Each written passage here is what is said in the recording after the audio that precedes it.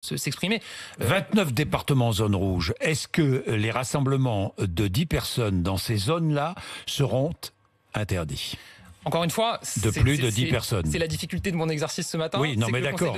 Donc vous y réfléchissez. Mais ce que je veux vous dire, y réfléchissez. Je vais vous dire quelque chose. Des mesures. Oui, allez-y. S'il y a une chose que l'épidémie nous a appris depuis le début, et en tout cas moi en tant que porte-parole, j'ai bien intégré, c'est que on ne peut jamais rien exclure par principe.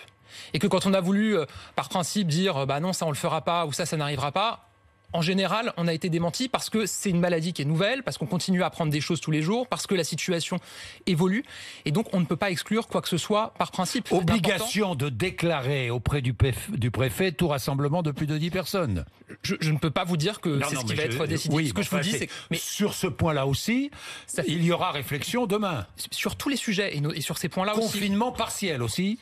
Est-ce que demain, vous allez envisager un confinement partiel? Je vais vous dire, à ce stade, rien ne me permet de dire qu'on va décider ça demain, mais parce qu'on va discuter demain. Vous allez en discuter demain de cela, du confinement partiel. On va discuter de la situation de l'épidémie en France. On va regarder les territoires dans lesquels elle circule plus que d'autres. On voit qu'il y a des situations aujourd'hui inquiétantes à Marseille, à Bordeaux, dans d'autres territoires.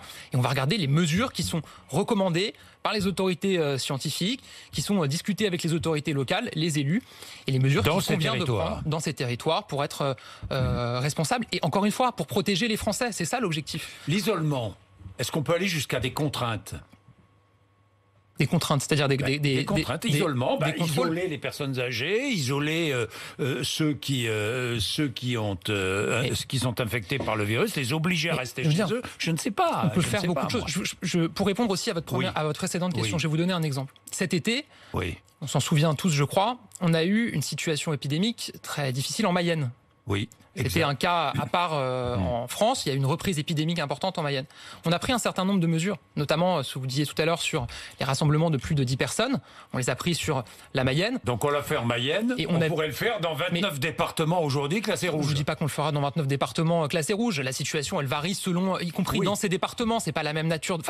C'est pas la même circulation du virus. C'est pas les mêmes. L'exemple de la Mayenne est un exemple à suivre. C'est pour vous dire que c'est un exemple à suivre.